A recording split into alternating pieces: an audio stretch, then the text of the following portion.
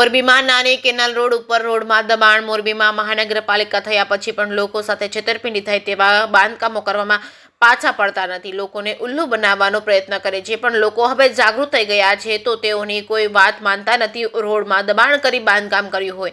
આજે લત્તાવાસીઓએ મહાનગરપાલિકામાં કમિશનરને લેખિત રજૂઆતો કરી છે. એના પગલે ટાઉન પ્લાનિંગના કર્મચારી સ્થળ પર જોઈને રિપોર્ટ કરવા માટે વિગત લખી ગયા છે. આ બાબતે વાત કરીએ તો મોરબી શહેરમાં નાની કેનાલ રોડ ઉપર વિકસિત એરિયો હોય, નોન ટાઉન પ્લાનિંગ વિસ્તાર હોય અને ઓનલાઈન બાંધકામની મંજૂરી અને લેઆઉટ પ્લાનની મંજૂરી લેવાની હોય, પરંતુ તેમાં સરકારના નિયમ મુજબ નગરપાલિકાના રોડને મળે તે રીતે જે તે બિનખેતી આ પ્રકરણમાં 12 મીટરનો રોડ મૂકવાનો હોય, પણ આવો રોડ મૂકતા નથી અને મંજૂરી વગર બાંધકામો થઈ રહ્યા છે. જે બાંધકામોમાં દુકાનોનું બાંધકામ થઈ રહ્યું છે. આંતરિક રોડમાં દબાણ કરી બાંધકામો કર્યા હોય અને આજે લત્તાના લોકોએ બાંધકામ દૂર કરવાને કાયદાકીય પરિભાષામાં તપાસ કરવા મહાનગરપાલિકા મોરબીના કમિશનરને લેખિત રજૂઆતો કરી છે. જે રજૂઆતના પગલે કમિશનરે સ્થળ પર તપાસ કરી રિપોર્ટ કરવાનો આદેશ કરતા ટાઉન પ્લાનિંગના કર્મચારીઓ સ્થળ ઉપરથી રિપોર્ટ કરી ગયા છે. ત્યારે હવે આગળની કાર્યવાહી મહાનગરપાલિકા શું કરે છે તે જોવું રહ્યું. જે કેસ ગુજરાતી સાથે શ્રીકાંત પટેલ, મોરબી. નિલેશભાઈ રતુભાઈ દેત્રો છે.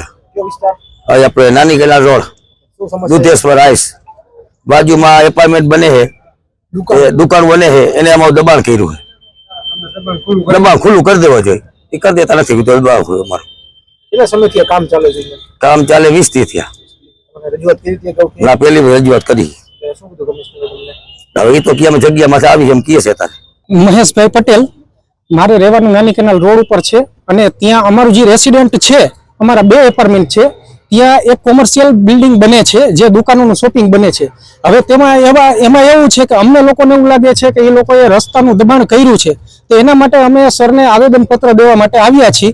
એના માટે સર વહેલી તકે એની કાર્યવાહી કરે અને અમને વહેલી તકે બને એટલું જલ્દીથી નિર્ણય આપે.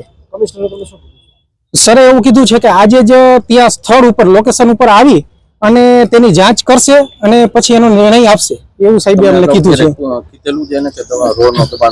ના, એવું અમે ક્યારેય આવેદનપત્ર કઈ આપ્યું નથી અને કોઈને પણ અમે કીધું નથી દબાણ છે એવું.